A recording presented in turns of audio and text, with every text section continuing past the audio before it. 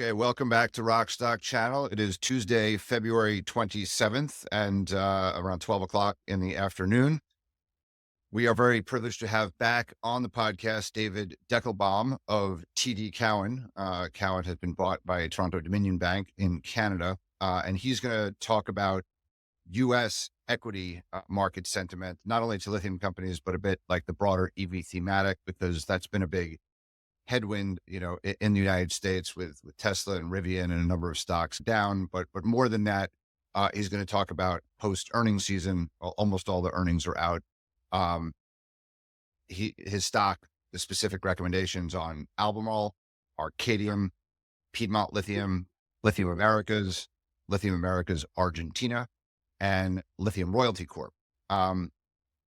Before we begin that, I'm just going to mention Lithium Royalty Corp. I just want to give a heads up or a shout out to our sponsor, ticker symbol LIRC. It's on the Toronto Stock Exchange, market cap about 370 million Canadian. It has royalties on over 30 companies, including Sigma Lithium, as well as Winsome Resources. We'll have a bit more about that later in this podcast. I also want to just remind everybody to register their email at rkequity.com if you want to get our Lithium-ion Bull monthly published directly to your email box. And if you like this video, please like and subscribe and comment. And also just let us know in the comments below what you think of David's commentary. Do you agree with his stock ideas? And what other guests and topics would you like to see Rodney and me cover on Rockstock Channel in the future? You can follow Rodney and me on X at Lithium-ion Bull and at Rodney Hooper 13. And of course, you could listen to audio versions of this video on Spotify and Apple Podcasts. And we'd appreciate if you want further deep dives with Rodney and me to consider subscribing to us on Patreon at the $100 and $300 tiers. We had our group call last week, and we have been undertaking our one-on-one calls with our Patreon sponsors, in the past kind of couple of days. Before we go into David's commentary, I'm going to make some introductory comments because lithium prices, have been ticking up a little bit. Recall the Sir John Templeton's famous phrase, the next bull market, is born on pessimism, then grows on skepticism, matures on optimism and dies on euphoria. But we're still, in pessimism. Maybe we're growing on skepticism. But importantly, commodity equities follow commodity prices. So a number of stocks are up 30, 40% off of their lows.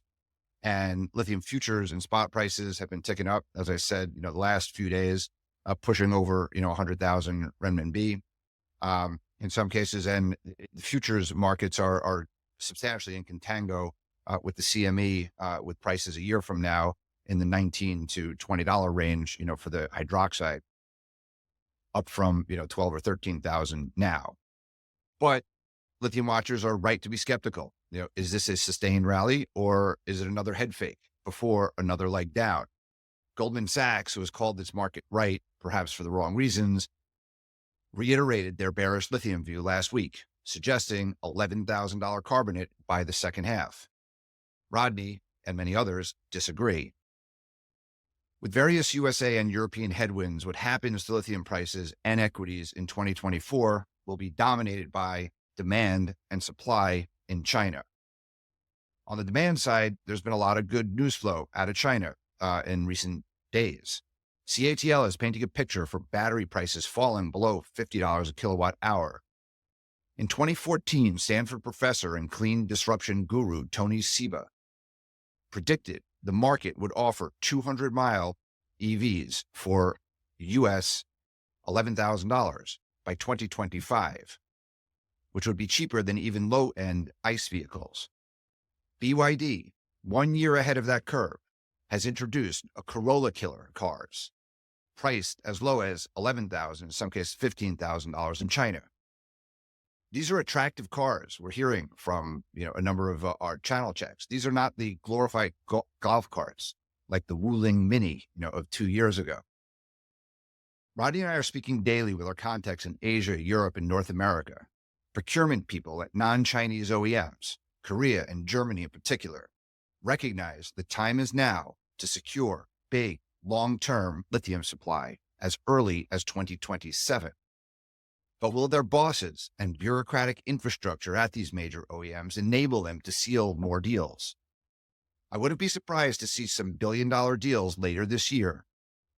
Strategic deals between major lithium producers and the biggest lithium purchasers in the world, potentially following GM's footsteps into large greenfield operations like Lithium Americas, going up all the way upstream to mining. On top of the supply cuts from major Western producers, which Rodney has discussed already and will continue here with David, there have been many positives on the supply side we're hearing from China in recent days, which I'll discuss in a second. But one negative that seems to remain in place is the destocking of batteries, a destocking caused by many battery and EV producers in China in particular going bankrupt or consolidating and having to sell battery inventory at a loss. This supply could put a wet blanket for another couple of quarters on what otherwise might be a sharp price rebound. Time will tell. But there's been a multitude of factors impacting China supply, potentially meaningfully. First, we're hearing that colder than usual weather is affecting Shanghai brine production. And there's been discussions that Ganfeng is having a huge retrofit for 2 months, and Tangxi is doing rotational retrofits at its plants. Sichuan is suspending production until March 31st. This is quite normal, for lithium refiners to conduct these retrofits in the first quarter, so it may not be a long-term price support, but nevertheless, some of our Asian broker contacts are saying this is underway. And there's been further news that China is stepping up scrutiny of over-exploitation of Shanghai brine, which could have a potential supply impact, and increased environmental scrutiny of Shaanxi lepidolite. That's been confirmed, although we have yet to see official confirmation that CATL's lepidolite mine is shutting down. But definitively confirmed is the Ministry of Ecology and Environment, which is a central government level, has informed the local Shanghai government on February 26th that there was no material improvement in the overexploitation of the brine.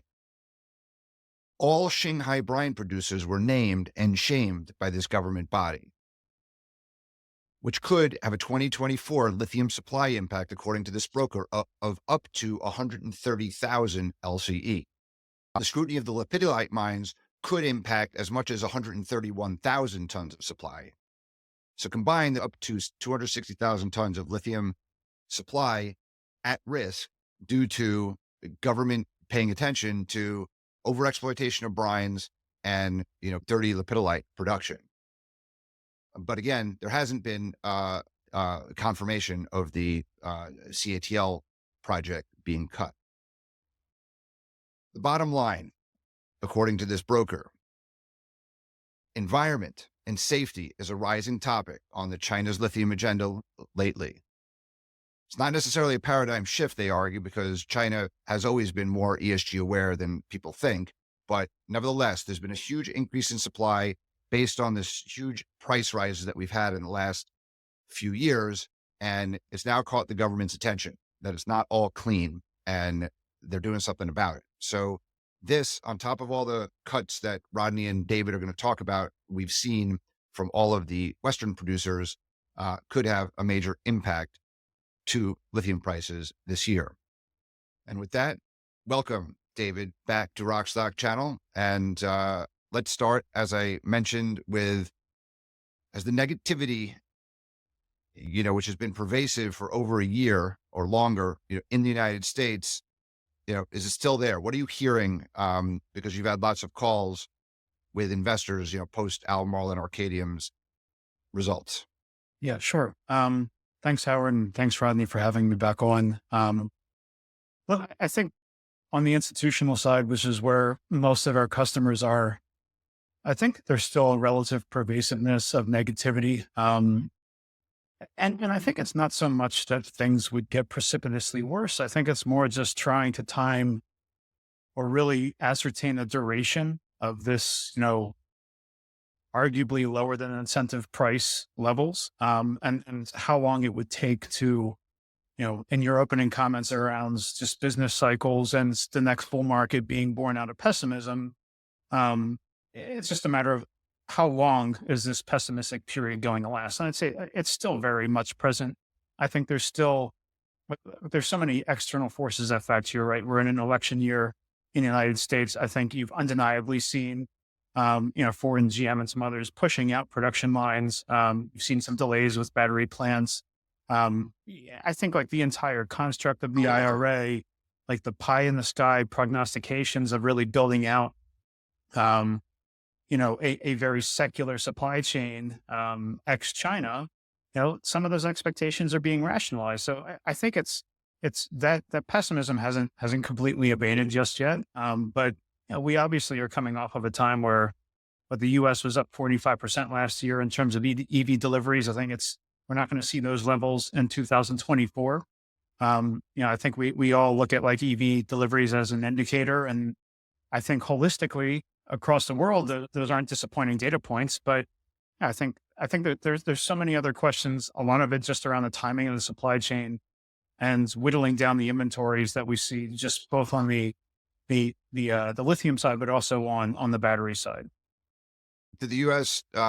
Investors, are they paying attention so much like what's happening in China, or are they, they're still thinking about, Ford, GM? What's interesting, Morgan Stanley had this chart that like Ford and GM's stock price actually has been performing pretty well, but Rivian, Tesla, and everything that kind of EV correlated has just continues to be smashed. Ford and GM are pivoting to hybrids and, internal combustion engine cars, right? So is there a belief that, things are going to, the whole EV thematic is just, it's not going to happen as fast, or it's not going to be that significant long term, right? Yeah, I think.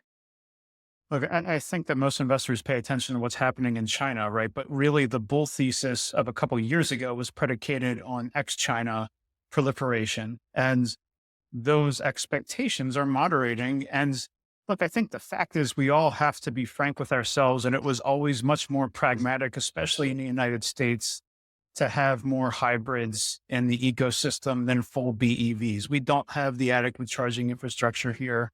Um, and I think, look, it's interesting at the same time, a couple of years ago, manufacturers or OEMs like Toyota, were being heavily criticized for their comments around BEVs. And now they've found some novel applications for hybrids, and some other battery chemistries on the BEV side. I think it's just a matter, you're seeing a greater share taken from hybrids, which inherently is obviously worse for lithium demand, in terms of a factor of lithium intensity.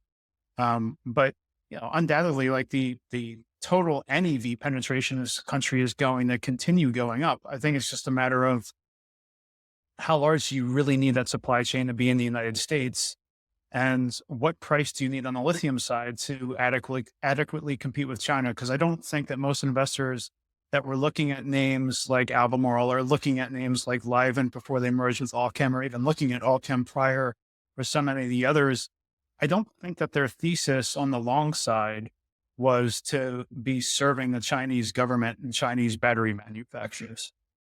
Okay, great. So do you think it's a good time to buy lithium stocks? And if so, in order of your preference, let's go through those. Which is your top pick? And would you be allocating fresh capital now, or should we wait? So it is a good time to buy. What are your options, right? Compared to every other option that you have in the marketplace.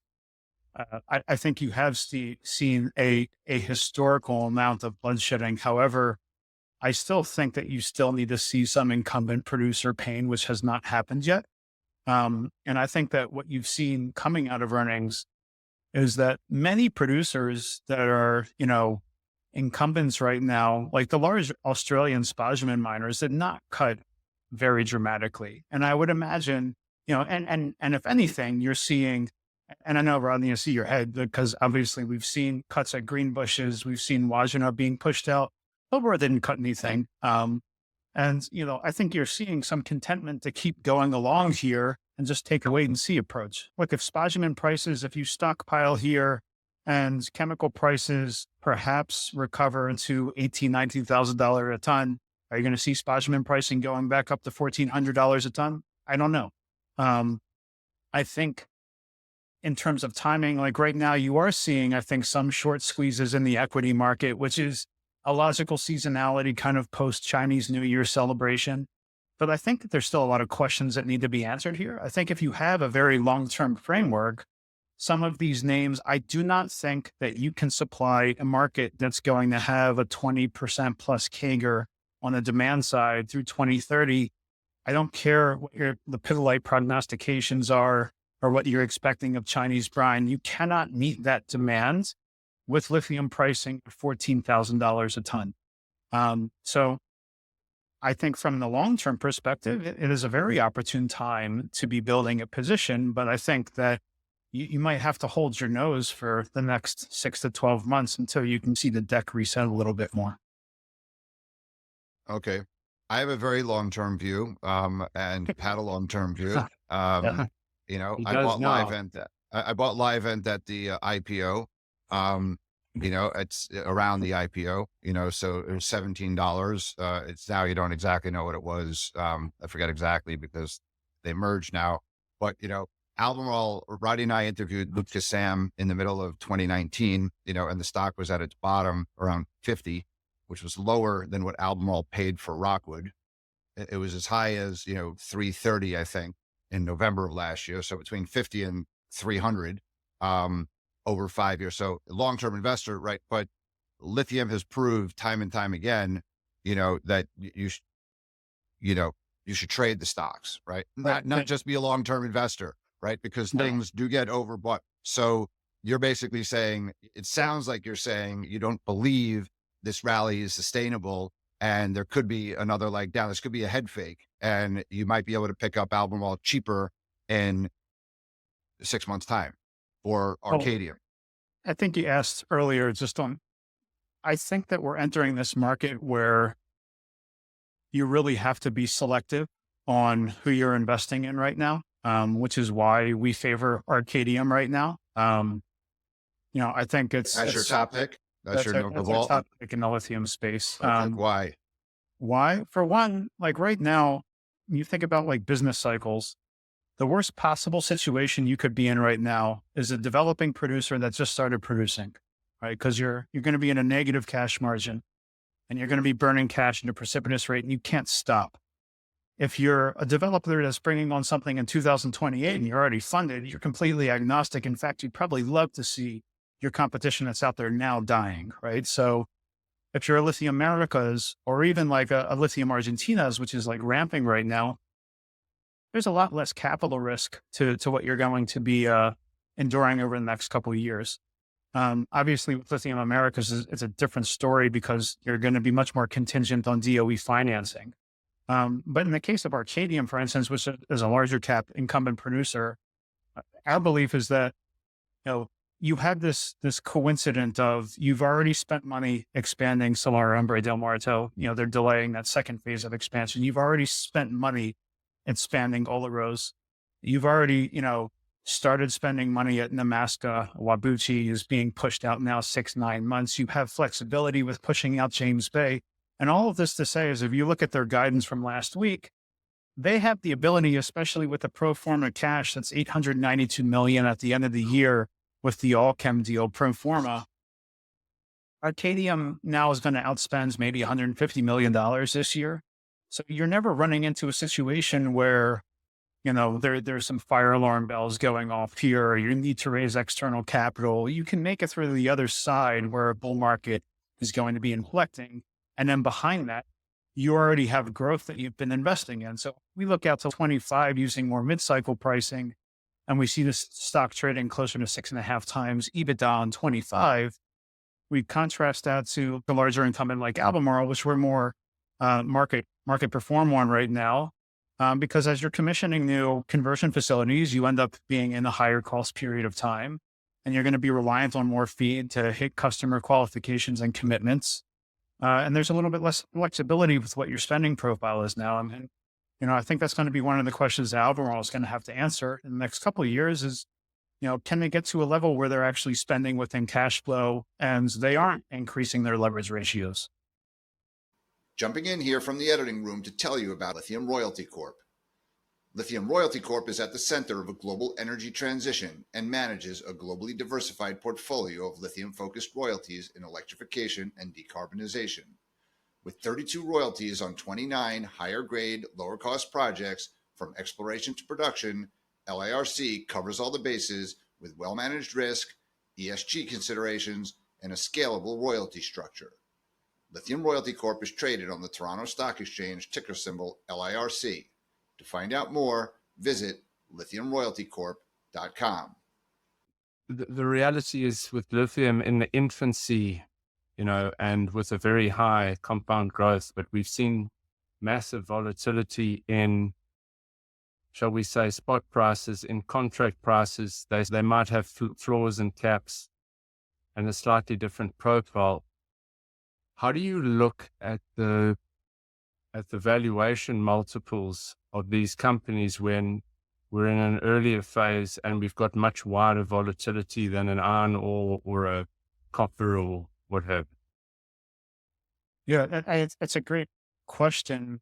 And I think we talked about this, when pricing was $80,000 a ton in the spot market of these names are like discounting $20,000 a ton. And like, why aren't they discounting 30? It'd be a home run.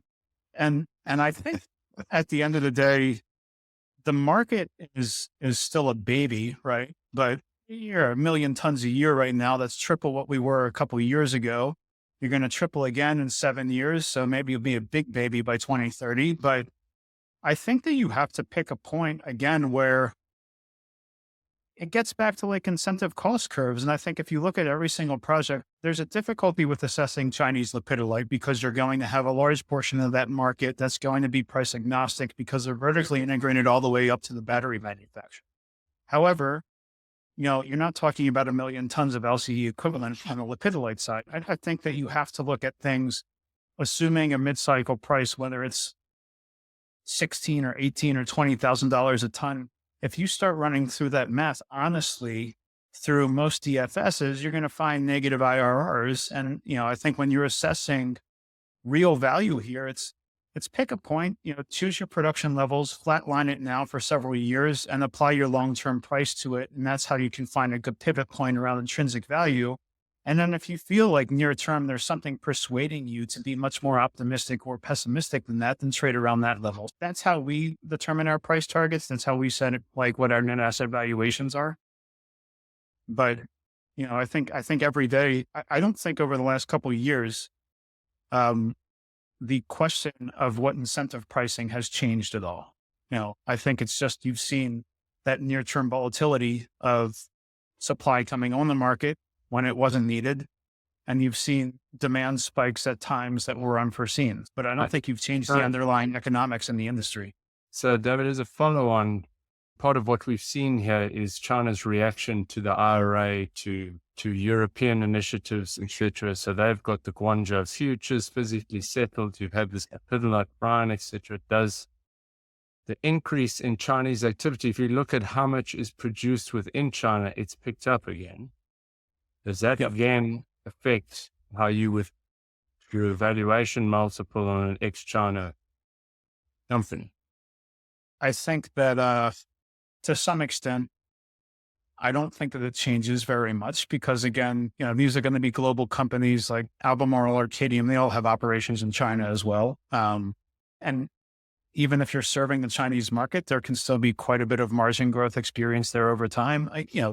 Despite the fact that China's domestic production is going to increase every single year and their market share is going to be growing, I don't think that necessarily increases, the risk factor applied. If anything, especially as you go through election year, like the more control that China has over the market, the more increased geopolitical risk that you have investing in a space like this. And if there's any sort of supply disruption in any part of the value chain, that creates, I think, an interesting risk factor to consider when you're investing on the lithium side. And if I were to ask you, in terms of making OEMs and EV offerings competitive, what do you think is the look-through lithium price, which is a ceiling above which the economics, the companies lose money it doesn't work. We know it's well below 80, but what's that? What's in your mind that number? What can they bear? What can they bear for everyone in the food chain to eat? I still think that if a North American OEM can produce a battery, sub $100, that you can be cost competitive with an ICE vehicle over time. I think at those levels, you can still allow for very healthy mid-20s to mid-30s, per kilo LCE pricing. Okay, so that's consistent. If lithium could somehow kind of like level off at $25,000, right? I mean, somehow double from here. Yeah, that'd be, yeah, and just stay there, right? Like because it overshoots on the downside, it overshoots on the upside. I'm not saying go to 50 or 60, but just like be more predictable and level. Then I think higher multiple should ensue for these companies because you're going to have less volatility, in their earnings. So that raises an interesting point that Rodney brought up, which I think is really something to be monitoring in the next few years, right? Is that you guys raised the point that like the Chinese portion of production in the market has increased precipitously over the last year. You've had the Guangzhou Futures Exchange. You've had much more volatility of the spot market. Coincidentally, right after the time where every major producer tore up their fixed price agreements and floors and collars and ceilings and went to spot pricing. That's not necessarily a coincidence, right? So I think that as you evolve through this and you start talking through customer relationships, I think that the GMs of the world still value surety of supply. And I think that they would probably prefer to pay a fair price. So I think it'll be interesting. Arcadium obviously still has some fixed price agreements that they've set at what they believe the incentive price is for the industry. And I wouldn't be surprised if we see another round of some sort of negotiation, especially with large offtake customers, to institute more of this collared strategy that would reduce that volatility band. Because obviously going to 100% variable pricing is not the best way to protect your investors. No, highly variable pricing is commodity like pricing. That's like Chris Ellison, Minres. He wants to be at like iron ore, and he doesn't get a specialty chemical multiple. He treats it like a commodity, and that is what, by moving, as you said, to variable, as Albemarle did, has increased the volatility of their earnings. Another reason for them to have a discount is, you say they're global companies, but their operations are in China. Their operations are in Chile. In Arcadium, in Argentina. So these are risky emerging market, discount, and if the demand is all out of China, which is opaque, another reason, for a discount. But on that, I do want to just, again, the earnings have come out. You do have specific recommendations. I want to go through like what you've written in your research, Sure. Which you did for Arcadium.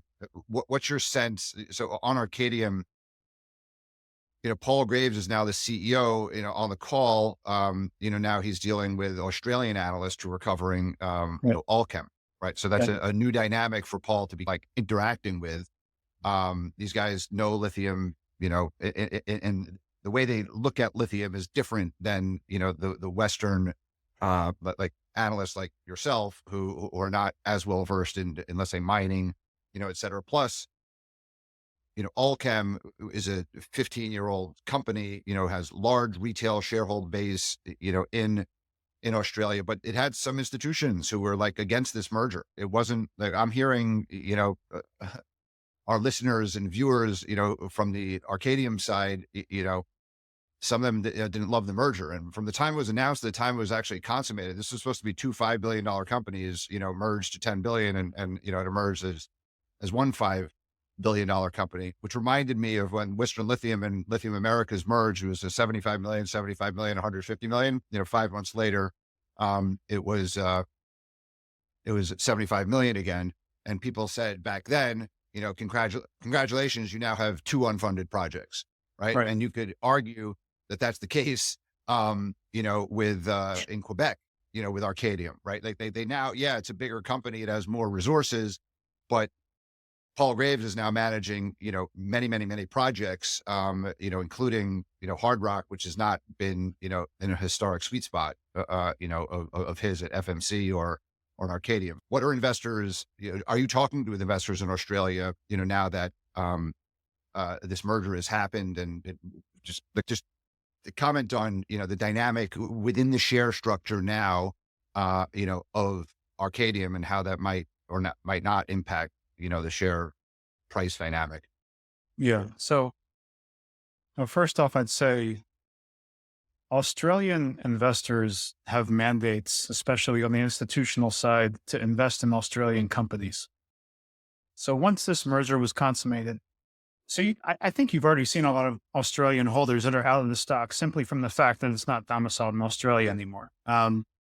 Second, like Australian analysts and I think Australian investors, they're much more used to, I think, looking at lithium through the lens of mining. And as a result, many Australian equities, I think, want to be listed outside of Australia because they don't want the mining multiple. So there's a double-edged sword to it.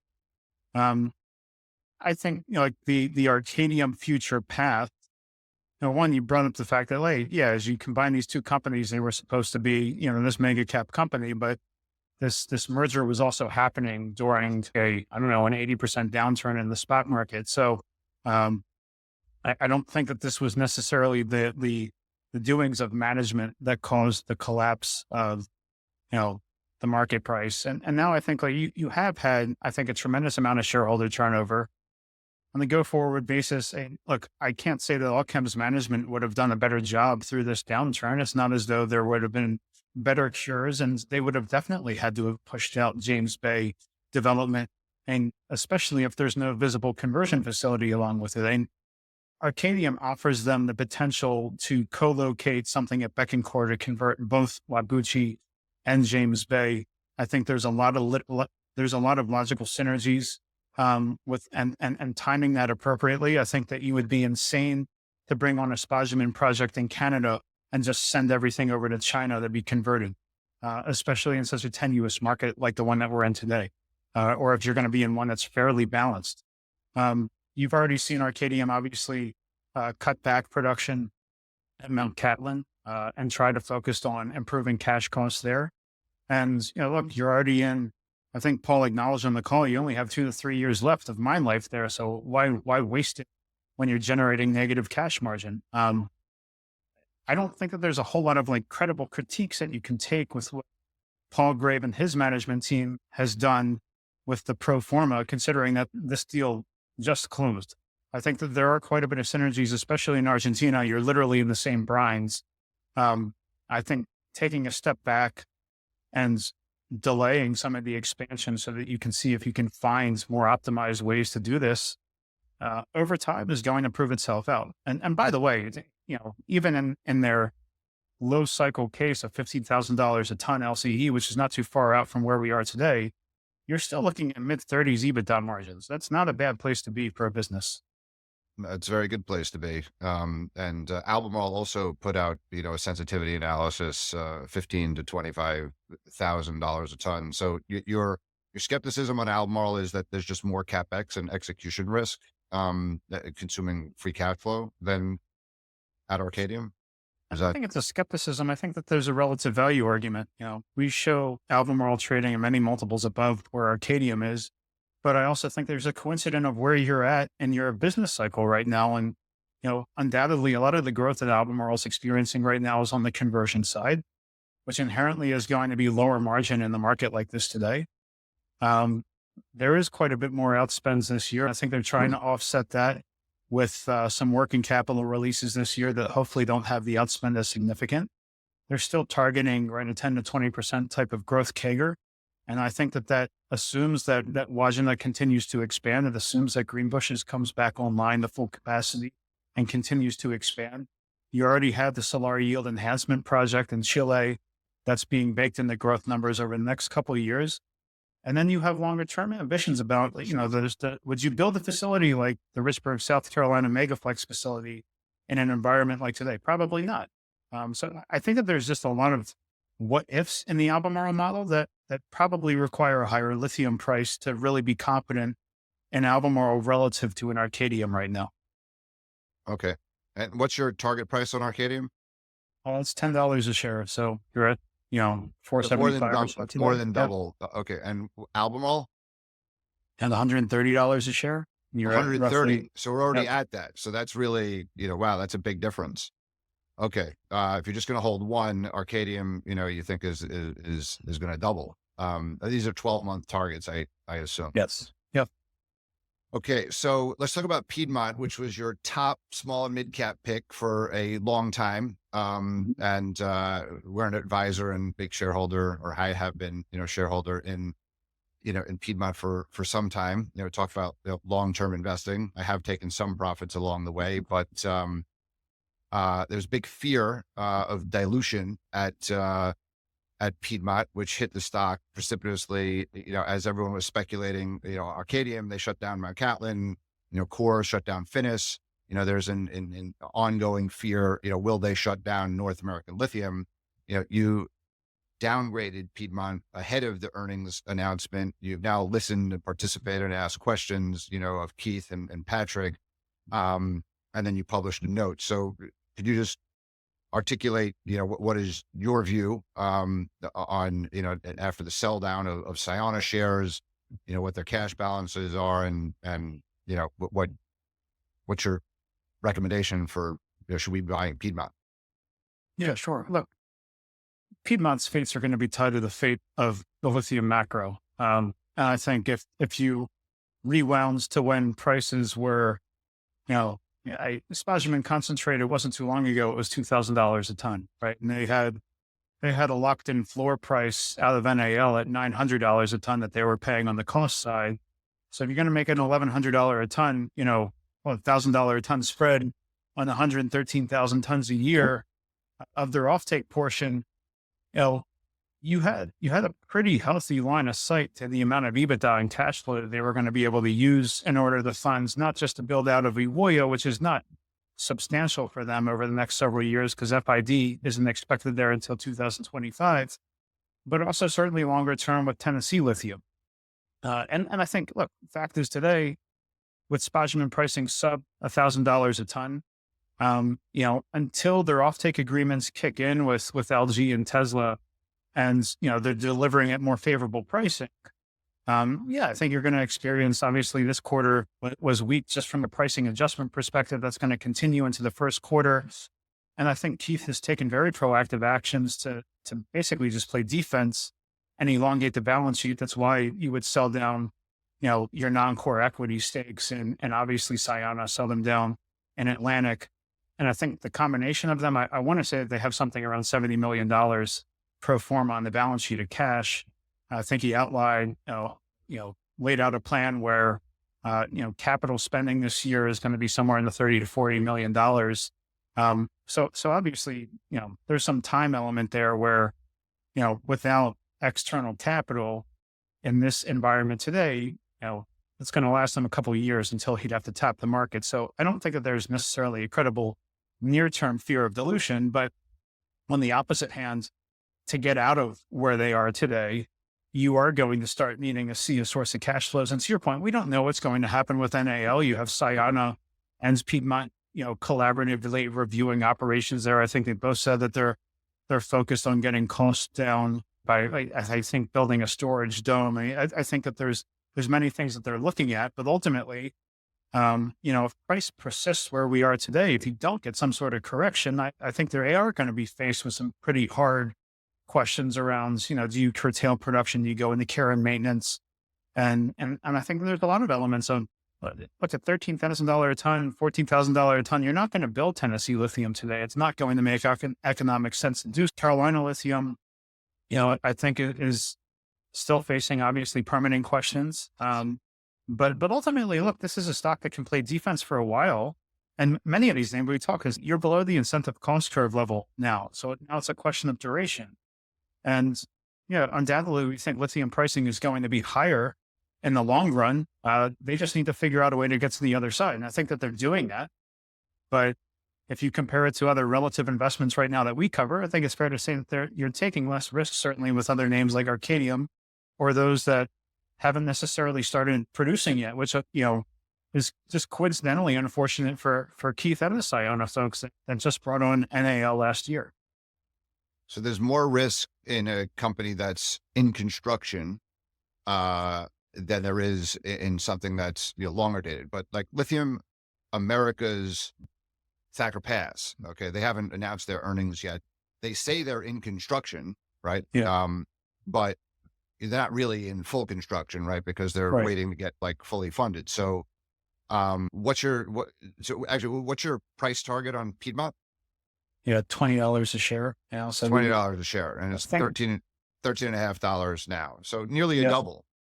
Yeah, So but the magnitude of the drop, I think, has even surprised us as we took a more cautious stance. But obviously, there's a lot of questions that need to be answered out there. and the $20 is based on what? Is that a multiple of EBITDA? In No, the $20 is based on if we assume like our long-term pricing achieves $24,000 a ton, and you build out Tennessee Lithium over time, and NAL's back to producing a spodumene concentrate that's selling, in the high, call it $1,800 a ton range, or choose whatever multiple you think is appropriate relative to chemicals. It would be just blowing down those cash flows over time on the development side, and obviously develop a Uwea in the same framework. And we don't include Carolina Lithium in that valuation right now. How would you value that if it were to come through the permitting? We have in our model what we think, Carolina would be capable of doing. But the combination of building a mine and then obviously building a conversion facility on top of that, I think, keeping in mind, it's not as though the company can afford to do multiple projects right now without multiple loans. I'd have to look specifically at my model for where that would be. But if you got a permit, that's going to be a significant positive catalyst for the equity. I would view the way I view it is my own opinion. I don't know that I'd give any value at the moment for Tennessee or even Carolina. Ghana, you can value relative to where Atlantic is valued, but on the North American lithium, if you think $1,800 spodumene is possible by 2025, 2026, and then that this mine survives, you just do the math. That's a couple of $100 million of cash flow. It's trading at a 250 million, market cap. It's 1 times forward cash flow. So if you actually take a view, I believe spodumene prices are going to, be this price. And if you look at other companies like Sigma Lithium or Pilbara, there's an implied spodumene price in their valuation. And if you think Piedmont's not going to have to dilute because they have sufficient cash, and North American Lithium survives, that's the big question. Does North American Lithium switch off? Are those cash flows? And Keith was quite optimistic, I think, articulated an optimistic view. They haven't just made a decision, but seems better than 50%, that with this crushed ore dome and the recoveries, that the improved recoveries, December was the best month, ever for production, that this isn't like a Finniss-like situation or core Finniss-like situation. Yeah. From what I'm hearing. And James Brown at Siona, hats off to him. He's done this before, with Altura. Yep. He's built mines. Okay. So, but Lithium Americas, which is trading at 650 million market cap, right? They have a binary outcome here, don't they? They get the loan, Right. The market's pricing in a high probability, not only that they get the loan, and then they get the, further GM investment, right? But then what happens, right? Like, what's the number of years of construction? So like, what's your target price on Lithium Americas, and how do you model? We have an $8 share price target on Lithium Americas, and It's also nearly a double. yeah. So Okay. if you, and again, I think it is highly binary on receiving a DOE ATVM loan, right? And that application has been in the works now for, well over a year. I think that they're probably the most advanced of any of the upstream side of a loan of that scale with the DOE. I think that they're at the final portion of just crossing the T's at this point. The DOE needs to get over the hurdle of one, just execution risk and operational risk, in addition to economic risk. Again, remind everyone, the DOE is not issuing charitable grants. They need to get paid back on these loans. And these loans are quite onerous and in terms of being the most senior portion of your capital structure, et cetera. Obviously, once you receive a loan from the DOE, for lack, that would trigger the second tranche of investment from GM on the equity side. And when you get back to economic considerations, GM provided a floor in their offtake agreement with Lithium Americas at Thacker Pass. So the economics for the DOE shouldn't be a concern. They've obviously been out to the mine and they've had a pilot plant running in Reno now, for some time, and I think have a demonstration facility. So presumably it's gotten past the execution risk, not to mention the fact that the DOE has written billions and billions of dollars to loans that I would argue for companies that are far lower quality than Lithium Americas, but we don't need to go into that right now. So I think it's a matter of, and that's not on the lithium side, by the way, but as a digression, like, this is a binary outcome. I still think that you should have extremely high confidence that this loan is received. You can question what the proceeds will be, right? I think the expectation is that you're going to be $1.75 billion, $2 billion. But at that point, then, to your point, yeah, you're going to be in construction mode for a few years, but you're going to be fully funded. So I would expect that if they get the loan, the stock appreciates towards where my price target is of $8 a share. And then from that point, you're going to be somewhat of a function of lithium macro and the pace of development on the construction side. And right now, you're really just in early works construction. Okay. So basically, you think the stock doubles on the catalyst of the high probability that they're going to get a very large DOE loan and not need any more dilution other than, the GM portion. That's right. Okay. Look, it's, even if you need to raise $250, $500 million over the course of a few years, you wouldn't necessarily need to do that today. And it's not to say that, if they receive $1.75 billion and they need $2 billion to make ends meet with that project, you're still in the game and you're practically fully funded. You can bring in more partners. GM can come back. Like, they're going to own a significant portion of this company going forward once that second equity tranche comes in. So I think if you de-risk the financial side of the business with that loan, then very confident you'll see, almost a double in the equity. Okay. And Lithium Americas Argentina, they have not yet reported. They do have a new CEO, a good friend of mine, Rodney and mine, Sam Pigott, who is 6 years at Ganfeng. So have a very high degree of confidence in him as a human being. This is a gigantic step of a role for him to be CEO. So I'm looking forward to watching that. But he knows Ganfeng extremely well. Ganfeng is the 51% operator of the Caucharí-Olaroz. But LAC also owns two other assets. So what's your target price on Lithium Americas Argentina? Full disclosure, I bought Lithium Americas Argentina, a couple of weeks ago for the first time I'm back in the stock, in 3 or 4 years. And by the way, just all these stock ideas, David, is an institutional, sell side analyst, but nothing here on Rockstock channel is not financial advice. He's not giving financial advice, but he does give institutions this advice, and all of these targets are in the public domain. So Lithium Argentina, your target price is what? $6 a share. So lower than Lithium Americas, and they both have around the same market cap, right? Lithium Argentina, I think, is around 600 million market cap. We could I argue my rationale for buying was that I think it's trading at kind of replacement value with Minera XR, the joint venture having $1 billion spent on it. And then it could take the other two assets from Millennial and Arena, for another $100 million.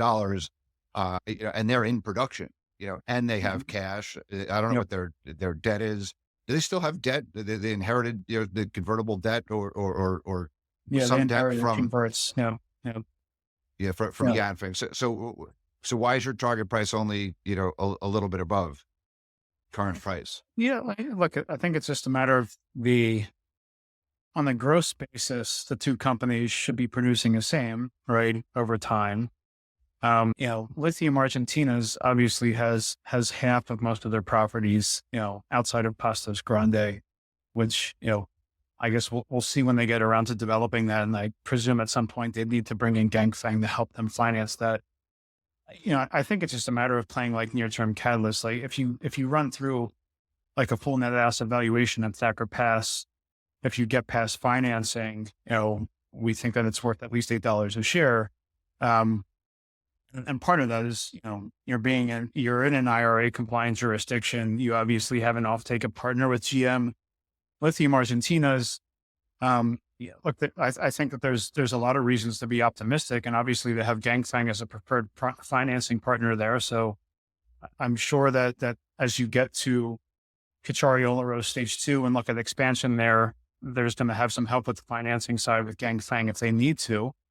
But I think like you just get a much larger exposure to those LCEs through Lithium Americas, provided that, of course, that they get a DOE loan. If loan doesn't come through, then that $8 price target is going to be invalidated. What do you think the downside risk to Lithium Americas is if they don't get the loan?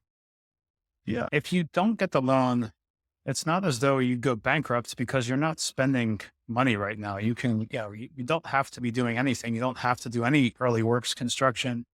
You obviously have cash on hand, but you're going to need to find like a significant equity financing partner. And, obviously it's going to be up to GM at that point, I would think, what they want to do and, how significant of a stake they want to take in actually financing the property. If GM wants to foot the bill for the entire, Thacker Pass and arrange some sort of financing arrangement that way, that's certainly an option. But, of course, if it is confirmed that the DOE loan was rejected for Lithium Americas, don't expect the stock to stay exactly where it is today. Yeah. That's a huge downside. But in Lithium Argentina, presumably there's a lot less. But you basically think it's Argentina, it's controlled by a Chinese company, right? So the exposure and the EBITDA, forward EBITDA, which is your main focus, is overall. Lithium Argentina's is not controlled by a Chinese company. It's the no, okay, but the main asset, the main asset is.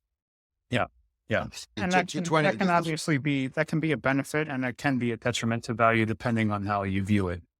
Yeah, it's not I'm not denigrating at all, but you have in Thacker Pass, you have, made in America, it's all America, it's huge, DOE, going to supply that, in Lithium Argentina, your partner is Ganfeng. They 20%, 20-year offtake, for the first half and 51% ownership, which is a fine thing. Like for some people, like that's good. You want to partner with Ganfeng, the best operator in the business.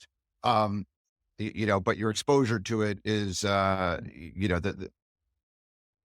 do you think the probability of, Piedmont, Lithium Americas or Lithium Argentina is for a takeover? If you were to put that as an option. Let's look at takeovers that we saw from last year, where you had plenty of folks that felt like they still weren't getting, credible value for the companies that they were selling, right? To see a takeout now, I think it obviously would be like an element of distress of just someone just throwing in the towel, and tossing the keys. I would say that that's extremely low. I would think that if you're a management team right now to sell the company at what you would presume to be the bottom of the cycle, you would much rather prefer to wait things out unless you absolutely needed to. And I think in all three of those cases, there's no impetus to do anything right now. And there isn't necessarily a strategic reason for someone to pick them up right now at a price that would meaningfully exceed where they are today.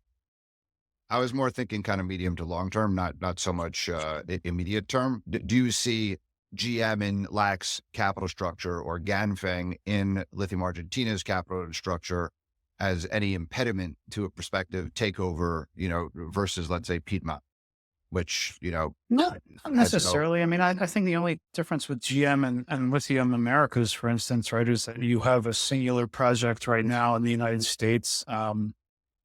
and you have one offtake customer. So this does another mining company or another lithium company want to own something like that, where you have one customer, perhaps, but at a certain level, like how much value can you create with an opportunity like that? I think there's still going to be quite a bit of interest over time, and looking at some of the more diversified names. I'm sure that Albemarle Arcadium, I think, is still going to be a very interesting takeout candidate for a variety of folks, just given their upstream footprint, especially as they develop Canada. Look, Lithium Argentina's, you have a partner right in your backyard that obviously is as the largest converter in the world, would probably look at acquiring you over time if the deal made sense. And if the Canadian regulatory authorities would allow it. Or maybe they could do it at an asset level. Okay. And finally, you cover Lithium Royalty Corp, a sponsor of Rockstock Channel. What's your target price on that company, and what's your investment thesis for why investors should own that? Hey, $10 a share right now. And I think if you looked at LIRC's portfolio, there's been a selection bias to, I think, very high quality projects with well-funded developers, and pretty attractive jurisdictions, right? And I think, as certainly with the Lithium Royalty Corporation, a royalty structure is one that they don't really bear financial risk through a bear market. They obviously will have less cash flows, but the company was already in its infancy. You only really had, Grota de Cirilla with Sigma, Mount Catlin, online this year. So it's like, as you have this sort of wedge of projects coming online in 24, 25, you have Mariana with Ganfeng, you have Atlas Lithium's project in Brazil and Minas Gerais towards the end of 2024. You have obviously Sayana and what's happening at Moblans. They just put out that PFS the other day, 900 million and change. And then obviously you have very attractive exposure to Winsome Resources portfolio. So I think you have a number of projects where obviously the lithium macro is going to be weighing on how you think about the valuation, but as long as you can develop those projects and bring them online, I think they come out of the other side of this looking pretty attractive, not to mention the fact that non-dilutive financing sources like royalties tend to be pretty attractive and pretty opportune in bear markets like now. They made a number of acquisitions last year. I would surmise that they're probably going to do some things this year as well. Okay, that sounds great. So it's a way, rather than just buy an ETF of, junior miners or junior and senior miners, this is a way to play, an actively managed portfolio of largely hard rock assets, but high quality ones. And you mentioned the main drivers for it. Mount Catlin actually is going to be small, but if you believe in Sigma, that's good. And then down the track, you mentioned some Atlas, Mariana, which doesn't have that much of a profile, but Ganfeng controls that could be interesting as well.